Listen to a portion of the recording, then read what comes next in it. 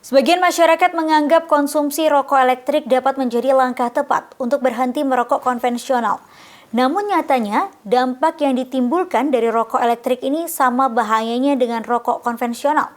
Chandra Yoga Aditama, selaku Direktur Pasca Sarjana Universitas Yarsi, mengungkapkan dampak berbahaya dari rokok elektrik, baik dari sisi kesehatan maupun sisi lainnya. Sebenarnya ini kan yang kita bicarakan kalau bahasa Inggrisnya e-cigarette. Jadi kalau kita lihat terjemahannya lebih cocok sebenarnya elektronik ya, bukan elektrik. Karena bukan hanya dari listrik sebenarnya, ada pembakaran gitu. Jadi mungkin lebih tepat kita gunakan istilah rokok elektronik daripada rokok elektrik gitu.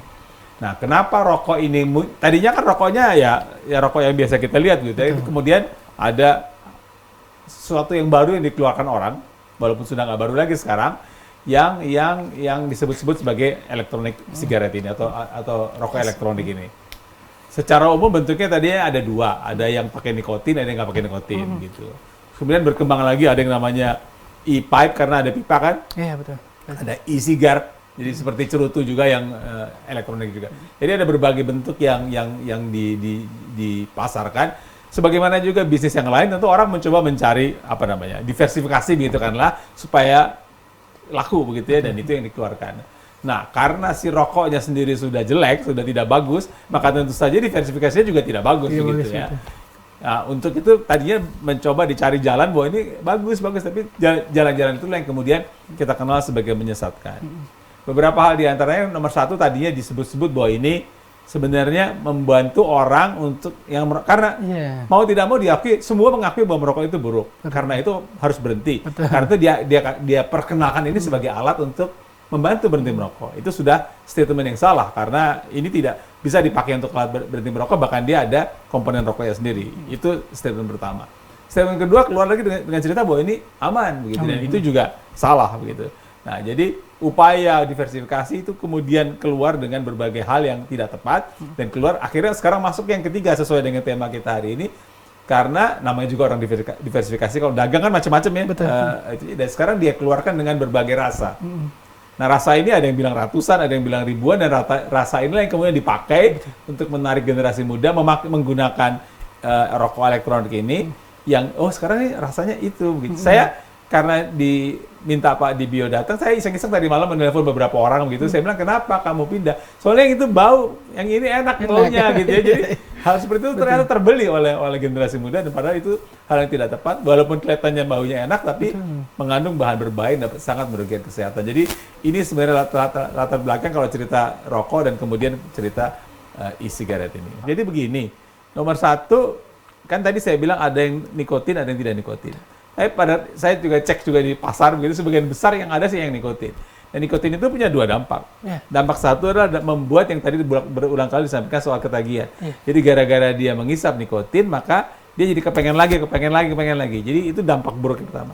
Tetapi di luar dampak ketagihan, nikotin juga punya dampak buruk pada kesehatan. Pernah ada laporan gangguan pada jantung, pernah ada laporan gangguan pada otak dan sebagainya. Juga pada ibu hamil gitu. Itu nikotinnya sendiri. Tetapi selain nikotin kan yang kemudian juga digadang-gadang ini nggak ada tarnya. Barangkali memang nggak ada tarnya, tapi kan ada berbagai toksik yang ada dalam rokok elektronik itu. Dan itulah yang kemudian berhubungan dengan berbagai penyakit di paru, di jantung, di otak juga, gangguan pada kehamilan juga, dan juga gangguan kecerdasan anak gitu. Memang rokok elektronik ini relatif masih baru, gitu. Karena itu dampak jangka panjangnya kita belum tahu persis seperti rokok yang biasa. Tapi kalau dampak jangka pendeknya saja sudah tidak bagus, kita bisa perkirakan dampak jangka panjang seperti apa. Jadi saya kira itu yang kesehatan seperti itu. Belum lagi ada yang sedikit di luar kesehatan, tapi kesehatan juga. Mesinnya, alatnya itu bisa terbakar itu, ya kebakaran yang terjadi. Dan itu botolnya kan menarik, botol jualan cairannya itu menarik. Itu ada laporan dia dihisap juga diminum oleh anak-anak. Ya. Karena tadi Mas Iksan tanya saya dokter paru, di Amerika dilaporkan yang namanya EVALI. EVALI itu electronic vape, dampak rokok elektronik terhadap lung injury, Li-nya itu lung injury.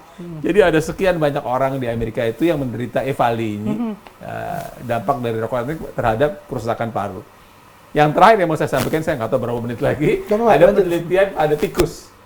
Tikus itu dikasih rokok konvensional, dikasih rokok elektronik yang ada nikotinnya, kemudian dilihat kalau tikus kan kita bisa black habis itu kan betul. dilihat kerusakan pada paru-parunya. Kerusakan pada paru rokok tikus yang mendapatkan rokok biasa dibandingkan dengan tikus yang mendapatkan rokok elektronik ini sama rusaknya. Sama rusak. Alveolinya namanya jaringan paling kecil di paru itu. Jadi kerusakannya memang sama. Ya, yang kita belum tahu ya hanya dampak jangka panjang karena ini relatif masih baru. Gitu. Jadi jelas kalau dari kacamata kesehatan tidak perlu diragukan lagi bahwa ini jelas merugikan kesehatan. Untuk perokok yang paling berat sekalipun, dia bisa dan biasanya dia tidak bisa berhenti merokok sama sekali, sejam harus merokok.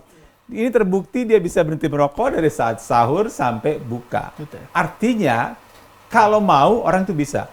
Ini kebetulan kita di Indonesia bukanya jam 6 sore. Ada negara-negara yang bukanya jam 10 malam, orang tahan saja sampai jam 10 malam. Artinya kalau kita mau itu bisa menahannya, walaupun dia adiksi sekalipun.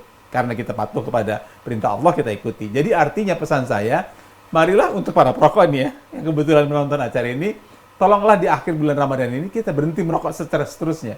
Jangan, sudah bagus kita berhenti merokok selama sahur sampai buka. Yang pertama tentu jangan buka puasa dengan asap rokok, itu jelas merugikan, membahayakan. Dan sebaiknya sih kita manfaat momentum Ramadan ini bukan hanya untuk barokah, untuk ibadah untuk kita, dijadikan momentum sehingga pada Idul Fitri lahir kita fitri, lahir seperti bayi yang baru dilahirkan, dan juga tidak ada bayi yang baru lahir yang merokok. Jadi tolonglah untuk berhenti merokok pada bulan Ramadan tahun ini.